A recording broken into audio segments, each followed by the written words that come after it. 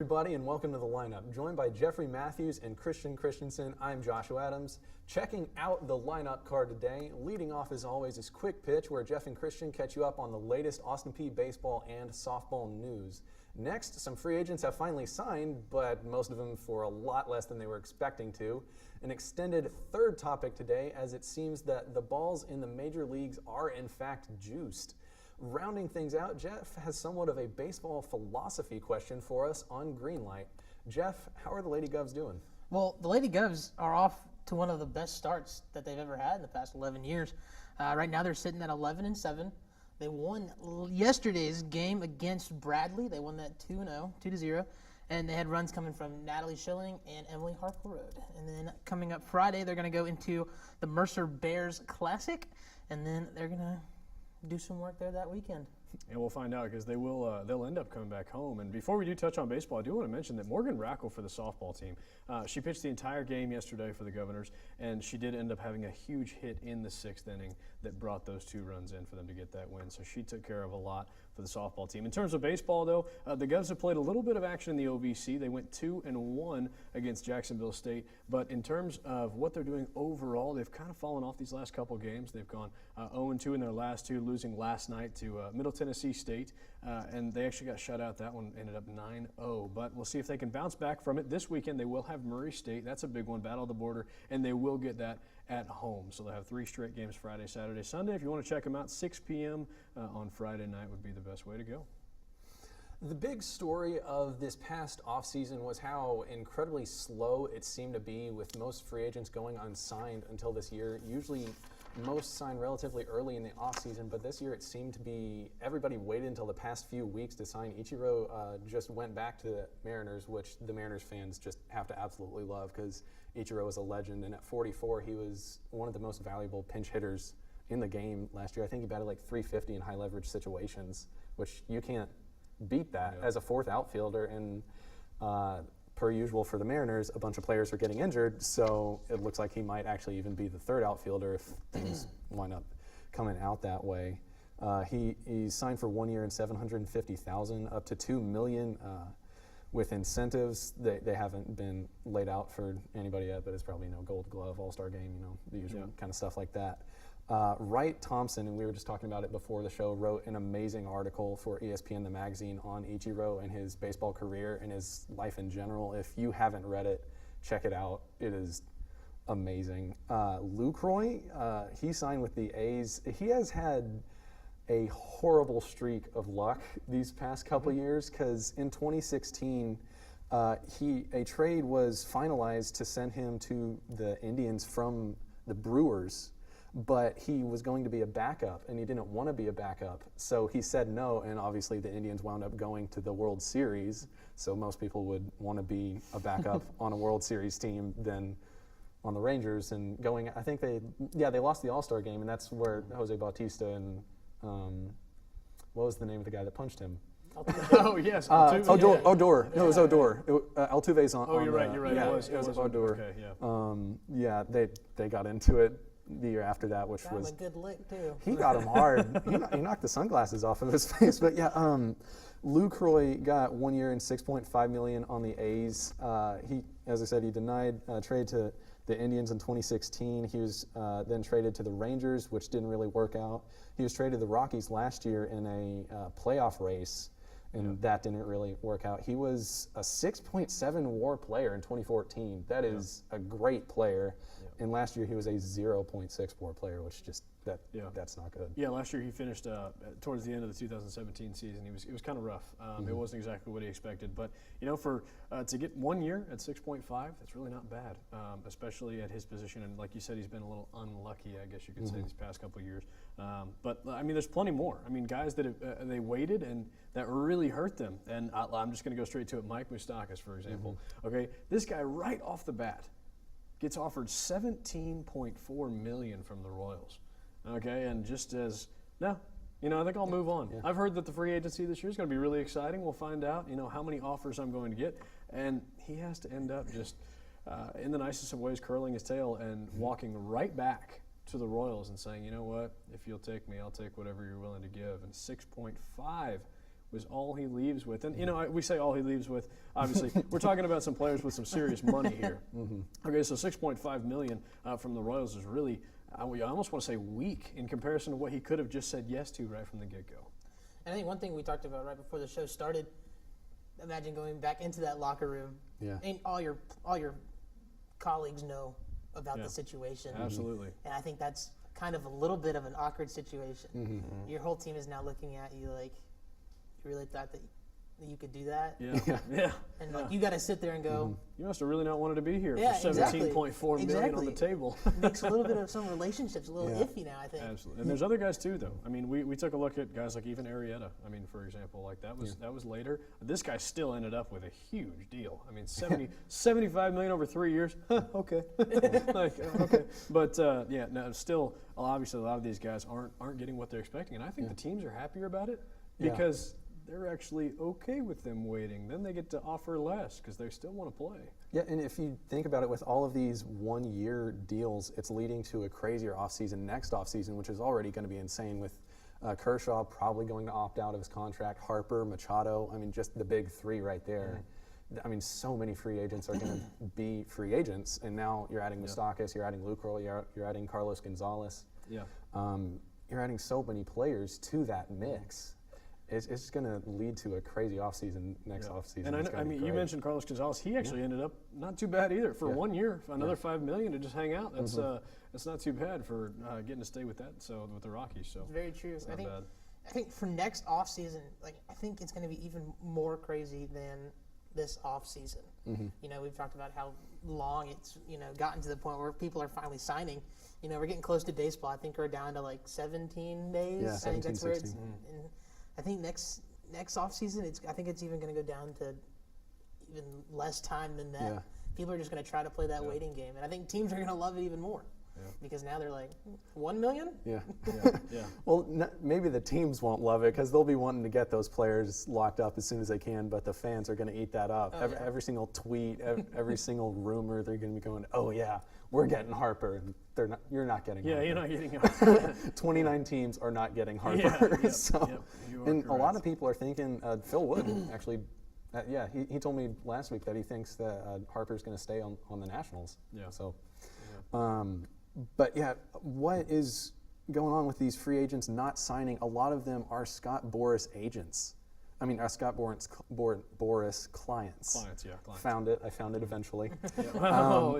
But still, I agree with you. Yeah. I agree. There are a lot of those players, and it kind of makes you wonder. But his name is so big that it's not like he's losing out on any professional players anytime soon. But this season was rough for him. Yeah. In terms of what we're seeing now, maybe the earlier guys that signed, not so much, but these guys now, kind of like you said, Moustakas was on that list. Yeah. So was Arietta. Those guys were very late in signing, and I kind of wonder if Boras was, like you said, just kind of whispering into Moustakas' ear, hey, you should hold out. You're worth more than that. And now you lost $11 million because of it. Yeah, and the Royals were the only team to give Moustakas an offer all offseason. Yes. The only team. He was an all-star last year. He hit 38 home runs, but he still wasn't that valuable of a player because his defense is just okay. His defense isn't the best. Right. And 38 home runs doesn't add up to much when you don't have the other hitting stats to go along with it. I mean, Rougned Odor, he hit 30 home runs last year, and he was basically a net even player. I mean, it used to be if you hit 30 home runs, you were like, all right, this guy's pretty good. Yeah. But nowadays we know so much with statistics that it's like, oh, he had 30 home runs this year.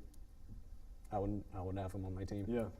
Well, a lot of that plays into how many games they're playing too. That's just a fraction of the season. So, one of the bigger surprises for me, I don't know about y'all, this offseason was Neil Walker signing with the Yanks for only $4 million. Yeah. That's a crazy good deal for the Yankees. Yeah. I mean, he was a Silver Slugger in 2014. He was only worth 1.5 WAR last year, and again, WAR is not a finite, like he's worth 1.5 this year. It's a general stat. You have to take it with a grain of salt of, all right, he was around this valuable. And there's another argument that kind of ties into our green light of he might be worth that, but when did he get those stats? Was it during a game when they were losing 16-5? So, he hit a solo home run. yes, it ticks up that WAR just that little bit, but does it really help the team? Yeah, well, that's a good question. I did see that, though, as well. And according to his resume, like you said, the Yankees got a pretty good deal out of it. But he's obviously dropping down a lot further than what he's used to, so that 1 year, $4 million. But you know what? You got to throw on the pinstripes. And there's a lot of guys that are okay with that. And there's even guys that will take pay cuts to do something like that. So for sure, I think one of those prestige organizations. Yeah, it's just it's a big opportunity, and you get a team like that, especially with the way they're looking this year. I mean, I think I'd be okay with $4 million for 1 year. Absolutely. He's going to be their 9-hole hitter when he starts. Isn't that crazy? Yeah, it's crazy. It's crazy. I think the Yankees have a strong shot this year. Definitely going to make that run. Yeah, we'll find out. Yeah, Neil Walker signing with the Yankees. That he's projected to start second base, which will keep Gleyber Torres, as a Cubs fan, every time I hear his name, an internal tear runs down my cheek. It keeps Gleyber Torres in AAA. Some people are thinking the Yankees might be doing what the Cubs did with Chris Bryant not last year, 2015, when they kept him down for, I think it was like 8 days or something like that, so that they could get 1 extra year out of him. Gotcha. And Gleyber Torres, he's a top 5 or 10 player in the MLB right now. One thing I wanted to touch on before we send it to commercial break, the minor leagues instituted okay, this is going to be very opinionated right here, so watch out, an insane extra innings rule where a runner starts on second base at the beginning of extra innings. That just completely blows all reliever statistics out of the water. You could throw 9 2/3 innings of a perfect game and lose the game because a runner started on second base. Yeah. Well, Joshua, I'm going to leave this one over to Jeffrey because I want to stay friends. So It seems to be the consensus of the baseball world that the balls have changed, how they've changed, and what it means for the game after this.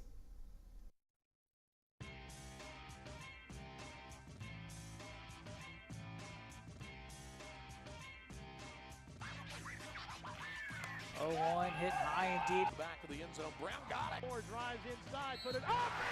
This one swung and missed it. Now Smith again. Block point tech. Nice turnaround by Johnson. Near post. Kick in. Any place, anytime. Find it here. The OBC Digital Network. How will you lead to a better future? Will you lead through life-changing innovations? Or will your leadership shine through the quality of your work? Success is defined by the individual. So it's time to think about the person you want to be and where you will learn to lead through excellence. It's time to become a governor at Austin Peay. Dramatically in recent years, the most pertinent example being this past World Series where an astounding 8 home runs were hit in a single game. Last year, the majors hit a total of over 6,000 home runs for the first time ever. There do seem to be some contributing factors, from pitchers throwing harder to batters selling out more for home runs. In a recent article, 538.com documented scientific tests at a couple universities. This included CT scans at USC and, get ready for this, thermogravimetric analysis at Kent State. Both point to a fundamental change in the makeup of the baseballs used in the major leagues. There's a whole lot of in-depth stuff that is deeper than we have a chance to get into today. If you're interested in learning more, you can check out that article at 538.com. Basically, the balls changed on the inside after the All-Star break in 2015, which has led to a massive increase in home runs. When the inside of the ball is examined, things have changed. When you look at the outside, this is so long. I made this way too long. I'm sorry. Things have changed as well, but they fall within accepted ranges that Major League Baseball has laid out for the baseballs, which you can look at in a number of ways. You could see it as baseball made this accepted range so that they could do this. I mean, you could look at it like that, but that's, putting on your tinfoil hat and stuff. But you cannot deny that there has been an increase in home runs, and it is not the players. That's where I don't know. But yes, I get that there's an argument that could be made there, for sure. And after reading this article, especially, like you had already mentioned it, I was actually really excited to see some of the things that they noticed. But, you know, they were very, very small changes. Like, as in, a ball would fly 6 inches further due to the weight that they had changed on the ball. I just don't see it being necessarily strictly the ball. I do think that players are getting stronger. Obviously, at the turn of the century, we saw that huge peak, but everybody found out the reason for that, and obviously because the players had shoulders the size of shoulder pads Yes. and legs that were this big. Exactly. So they found out that reason there. But in general, I don't really know if you can necessarily blame the quote-unquote juiced baseballs. I think that it could have to do more with the game, especially like you said, pitchers are throwing hard now, and they are expected to throw as hard as they can for short periods of time. Not so much 9-inning games anymore. You just rarely see that. I think the juiced baseball theory is true. However, like you said, I do think there's a whole lot of stuff that's going on where baseball players are getting smarter, they're getting stronger. They just know, like, there's just so much more science that is going into the game now that can contribute to this. However, I do think that baseballs have been altered in some way. We see every day, you know, they don't even let, like, if a ball hits the ground, you're done with it. And it's just, there's so many things, you know, with the balls flying. I think a lot of it has to do with, like, how the balls are kept. Like, there was an article on the Smithsonian that was talking about how a ball will go a lot farther on a hot and dry day in Arizona than it will on a overcast day in Fenway. And I think a lot of teams have, you know, learned this, and so I think that they've decided to keep their balls in certain There's areas at a a certain temperature. mandatory thing by Major League Baseball, right? I think it was something where they had to keep it in like a humidor or something like that. There is an actual, they have a very specific routine for every Major League Baseball now. Yeah, it is very specific. But in terms of the actual balls themselves, I'm really just not sure. You also have a lot of guys now, though, that are trying to hit more fly balls. So does that contribute? I don't really know. But obviously getting it in the air is more important to players now than putting it on the ground, and unless, obviously, you got a guy in scoring position. But I don't know. This is a really tough topic for me because I don't know enough about it necessarily, and I don't know that anyone does. I feel like it would take a long study over the course of not just players, but the baseballs themselves and statistics and even the way guys are hitting, you know, their motion. What is it? I want to bring up a question. Let's say juiced baseballs are real. Like, let's say, like, I know you don't believe that, but Well, I don't know for sure. exactly. But let's just go ahead and say that that is true. How much of an effect do you think it would have on the game? Well, it'd be horrible for baseball because it cheapens. Horrible for the traditional baseball fan. Well, yes, absolutely. Yeah. Absolutely. I mean, let me say Yeah. it. He said Watch for out, He said Christian. for all of baseball. Finger.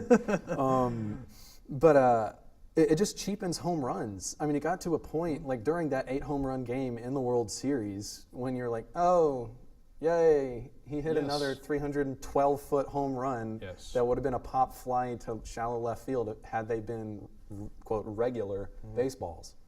It just cheapens the game. I mean, it makes it to where when someone pulls an outside pitch, has to reach all the way over here and then hits it 420 feet and pulls it, you're just kind of like, okay.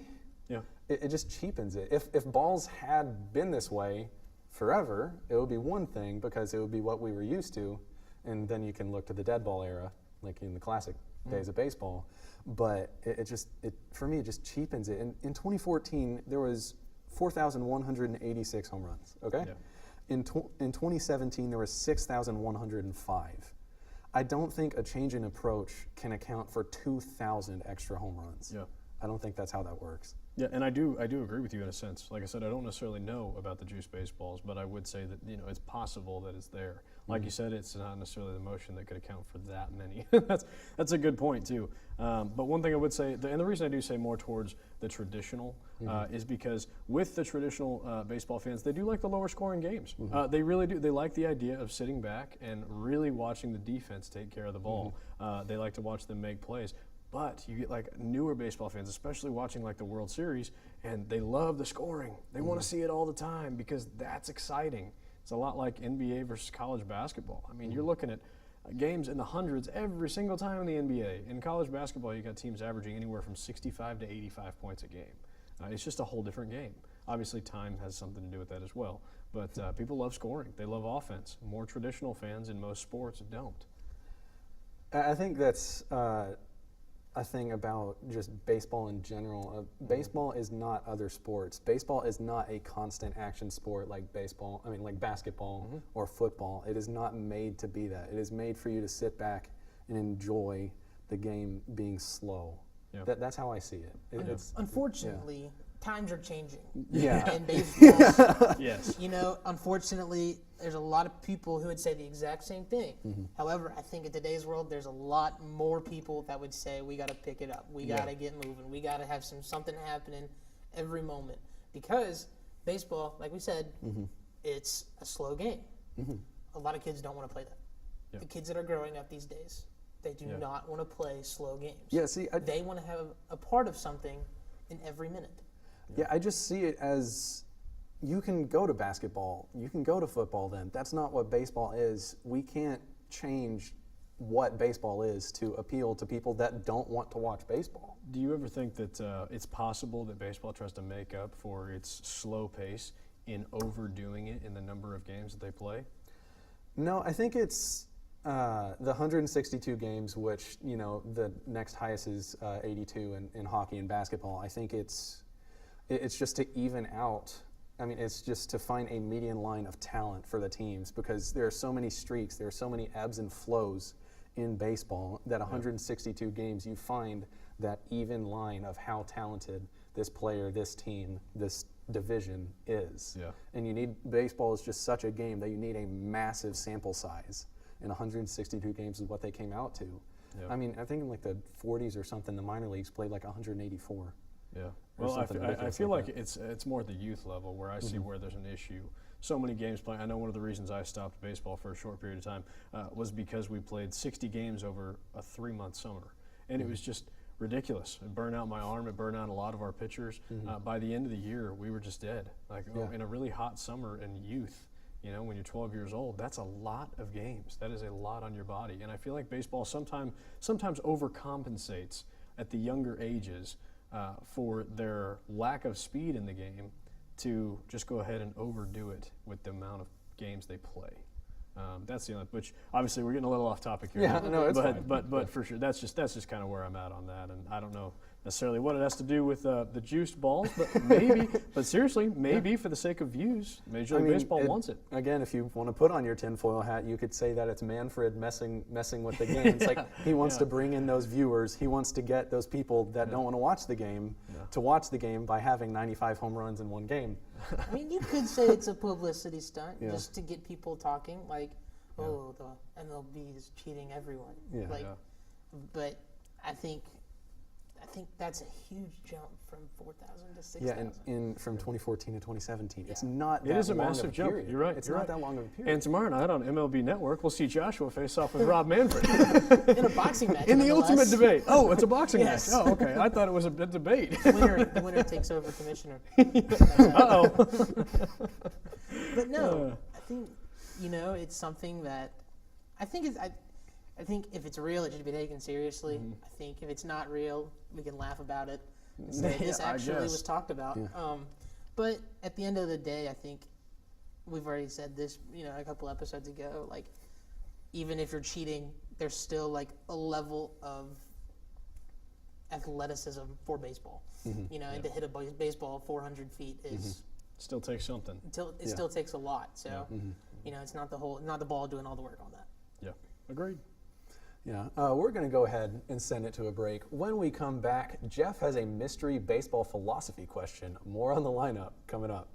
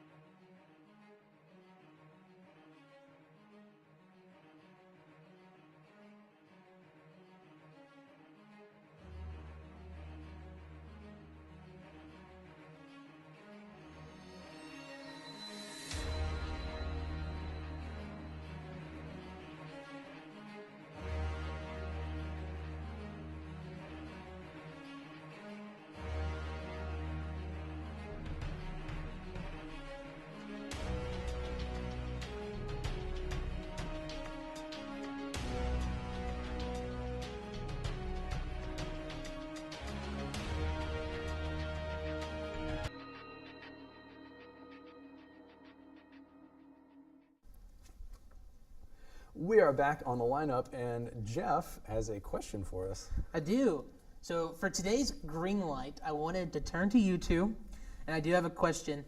In the major leagues, who holds more importance or value, the starting pitcher or the closer? That's a big question. So you're talking about like over the course of a season or in like a single game? I'd say over the season. Okay. I think that there's a lot, like even like right now in the off season, there's a whole lot of hype about starting pitchers, starting pitching positions, and then you get into the league and you get into the season, and I feel like there's a lot more talk about the closer. It's all about how you look at it, because when you're facing the best players on a team early in the game, that's one thing because you can still come back from that. But later in the game, like in the middle innings, I mean, we were talking about this a couple days ago. A lot of games are decided in the 6th, 7th, and 8th innings. So you might want to put your quote closer in then to stop their middle of the order right then and there, and then have just a good reliever come in the 9th. It's about when you think the important moment is in a game, and that's why starters are pitching less and less. It's not that uncommon to see someone going 4 1/3, which that used to mean you had a terrible outing, and you should be ashamed of yourself, that kind of stuff. But now, just bullpens rule the roost. That's just the way it is. It's all about how you think about it, really. Starter. That's all you got. Short segment, right? Okay, starter. Yeah. No, the only reason I say that is because normally they're expected to take on a lot. The starter is expected to take on a lot right from the get-go. He's expected to have the arm. He's expected to have the ability to go for a long period of time. A lot of times, especially with a closer, one that they'll only use for like max 2 innings, a lot of times because he doesn't have the strength to keep up his speed or even his movement throughout the course of 6, 7 innings, whatever it may be. A starter, on the other hand, I really feel like that longevity that they have is really special. It's almost like a robotic arm, as if they don't get tired. And those are the guys to me that impress the most. The fact that we still have guys in the game today that can go a full 9 innings, I think is impressive at the speed that they're throwing. So I would say a starter. I agree with you, to be honest with you. I think a starter, they have to have so much stamina to stand on that mound for 7, 8 innings or whatever, and then to have the closer come in and knock out that 1 inning, right? The thing about it, though, is these closers, for one, their main job is to throw heat, and they have a great sense of being able to throw that heat accurately. However, like we talked about, the starters, they got to last forever with the same accuracy. Yep. Maybe not the same amount of heat, but enough to be major league level. Yeah. And I think that separates them. There is a reason for relievers throwing harder than starters, because starters don't throw 100%, because if they did, they would be done in 2 or 3 innings, like relievers are. So relievers have the luxury of being able to throw as hard as they can with each pitch, because they only have to pitch that 1 inning, sometimes just that 1 batter. So, it's what about, a job. Yeah. What a job. At the end of the day, you are carrying the most heat, the most weight on your shoulders during big times. And if you can perform in clutch moments, man, would it be great to be a reliever? Yeah. That's another thing. In terms of health. In game situations, the game can rely, and that's where I kind of came up with, thinking of just how the game goes and, situation. The reliever can be the most important player in game situations. For sure. Down whatever in the 9th. Your reliever comes out and he has to knock out 1, 2, 3 batters. Yeah. And he does it, and he's seen as the guy who saved the game. Yeah. So. Yeah. That's it for the show today. For Christenson and Jeffrey Matthews, I'm Joshua Adams. Don't forget to subscribe to the APSU.TV YouTube channel so that you never miss an episode of Jeff being an overall wonderful human being. Thank you for tuning in, and we'll see you again next week on The Lineup.